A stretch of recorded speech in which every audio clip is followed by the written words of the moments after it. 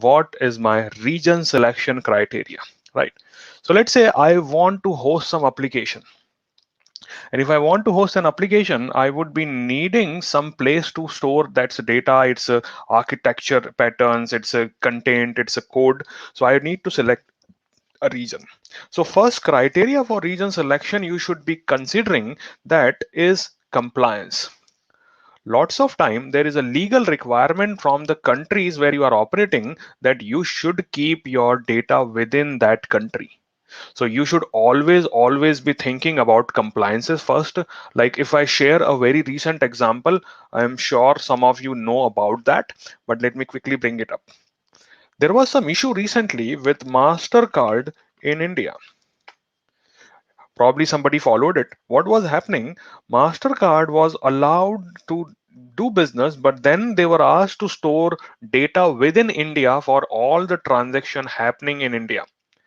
And if they didn't follow that, then there was a problem. So yes, exactly, Subhash, like bank strict compliances. So MasterCard India stops payment service provider from issue card. Why? Because they were not storing data within India, and they are now building infrastructure to host their application and host their data within India. So compliance requirement are always going to be like in Europe. We have GDPR requirement that data, if you correct exactly, Debashi, so GDPR, so if you are collecting data from individuals within Europe, you can't host it or process it outside of Europe. So that is a very basic requirement. Exactly. So anytime you decide something, you have to keep in mind that what location is legally allowed to host your data.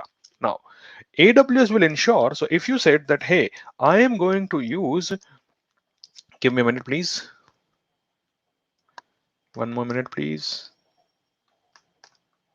Yeah, so I'll come back here. So if we decided that we are going to host our data into a particular place, we won't be budging from it. Like if you say, I want to store my data in Ireland, AWS will never move your data away from Ireland. It would always be in Ireland. So that's all would be Ireland only, nothing beyond it. So we won't be going beyond what you have planned for. So that is a requirement, that we would always keep your data within the designated location you selected. So when you want to host your application, make sure you have the location where you want to keep it. So that is a very basic requirement you have. So second thing you have to consider is proximity. Proximity in the sense that obviously I don't want to keep my data very far from my customer, otherwise they won't get performance. So I want to keep, if I want to serve European customer, better would be that I keep my data within Europe. So that is the second consideration you should keep in mind whenever you are hosting your application. So where to keep your data, that would obviously be dictating what location you have to keep. So proximity is very important. And now you can check this proximity. I'll quickly show you one tool where you can find out information about it, that how much time and delay you would have from your own location. So that is called your uh, come on, cloudping.info. So cloudping.info will help you to do a ping to different AWS location and give you that what your latency is looking like. Like if you see here, I'm based in London, and that's why my latency to London region, which is called EU West 2, is 15 millisecond. But if I host my customer data who live in London in maybe AP Southeast Sydney or in Tokyo or in Beijing, there would be delay. There would be some performance problems which I may face. So I have to also ensure that I am keeping my customer data in compliant region and as near to them as possible, so that we can get better performance for that. So obviously Murphy's law, physical distance. So yes, exactly, safe. So yeah, Murphy law applied here also, but yeah, I had some issue. Now it hopefully fixed. So yes, proximity is required. Third thing you would consider would be that whether that service is available there or not. Sorry, cost.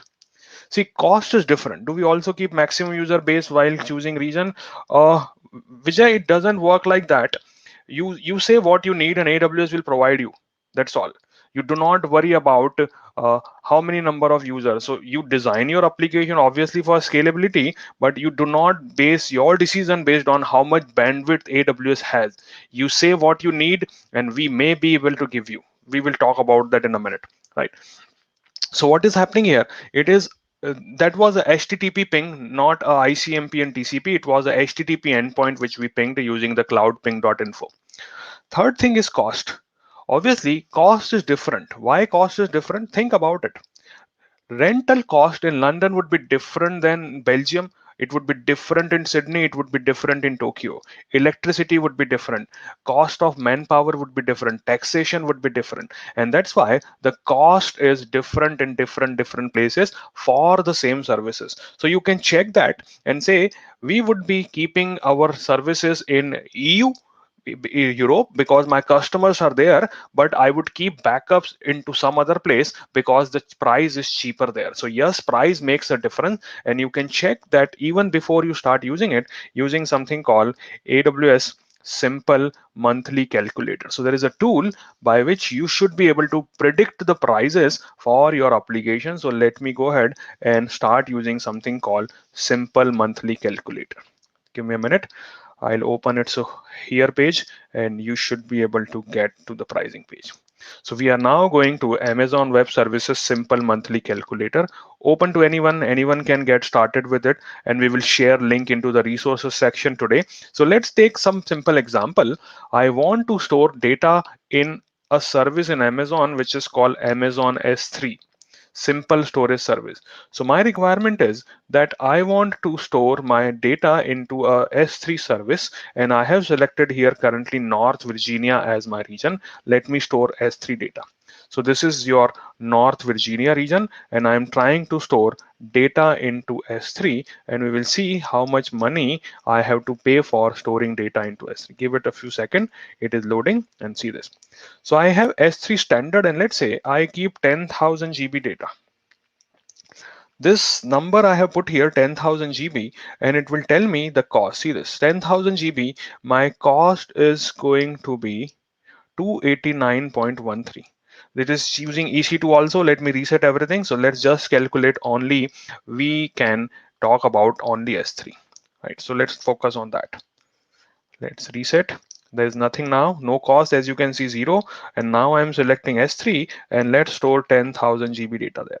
So for this 10,000 GB data, my cost is coming out to be 229.88. Let me note it down, and I would note it down for North Virginia. Or let's do one thing here in the console itself. I can go to multiple region. Now, I want to store the same 10,000 GB data also in a different region. So let me select it, a different region here. Let's say I am going to store this data into, these are all US region. Let's select Cape Town. So I want to store that data into somewhere into Cape Town. Give me a minute. Let me select that. So let's say Sao Paulo. Sao Paulo is 10,000 GB data again. I am going to store there, right? So what would happen now? My number would be changing. So I have 10,000 GB data into Sao Paulo now. And if you see here, my number has changed. This is 634. I'll come back to that in a minute. Let me add one more, one location I would add from Asia, and then we can come back to Europe or some other places. So let's say now in Asia Pacific, I selected Mumbai, and I am storing 10,000 GB data there too. So what is going to happen now? Let's compare the prices of storing data into three locations. I can go back here, and I would see the difference of pricing. See this. Same 10,000 GB data into North Virginia will cost me $230. In Mumbai region, it would cost me $250 per month, and we will be able to have Sao Paulo store the same data but with $405. You can clearly see there is a pricing difference. Why the pricing difference? Because as I said, manpower cost is different, your real estate cost is different, taxation is different, electricity, internet cost is different. So that's why you may want to keep price also in your mind. So you can say, hey, I would keep my production into Europe because my customers are there, but all the backup or development and QA I would keep into some other places so that I would be able to save lot of money. So that is purely up to you how you want to decide. And it's not locked in. Today you are storing data into region 1. Later you can decide I want to move away from region 1 to region 2. Copy your data, delete from region 1, no problem at all. Pretty flexible infrastructure, and you can get started anywhere you want, no problem at all on that. So hopefully you are having little better idea that what dictates when to store it. Seems North Virginia is cheaper. Yes, exactly. It is always included. Is this cost include taxes? Yes, it include taxes. It include taxes. That's what my guess is, but I'm not a finance person, so need to check. But I guess this cost include taxes, probably. Not 100% sure. Need to check that, Reddish. Right now, one more question. I can clearly see that cost in North Virginia is cheaper. Can anyone tell me why the cost in North Virginia is cheaper? Let me go to AWS Global Infrastructure again and see why there is a cost cheaper or not. We can come back and share the unique URL generated. Yes, not from this. There is another calculator I'll talk about later. From there, you should be able to get the URL and share your estimate. That is called estimation, AWS calculator for estimation. This one is just the old one, but still better. Might be electricity is cheaper. Let me explain that. Let me give you an example on that. So we can clearly see that this is the all the places, and North Virginia is somewhere here. This is North Virginia. See this. And if you read, it says it has availability zone 6, which is the highest in AWS infrastructure. If you check in other places, let's say I pick up something in Cape Town. Cape Town says availability zones 3. If I pick up Sao Paulo, Sao Paulo says availability zone 3. So what is happening here, that the most resources we have is in North Virginia. So it is supply and demand based pricing. If you have a lot of supply of resources available, that would mean there are a lot of price cut which you could expect. So North Virginia is what you would most of the time find is most cheap in terms of capacity, in terms of compute, whatever you are looking for. So North Virginia is always a cheap option to keep your data. So maybe host your application somewhere where your customers are and take backup into North Virginia, provided there is a legal problems are not there. You may use any region if you want to. Now there are some exception in this. One exception we have here is Ninjingxia, which is in China.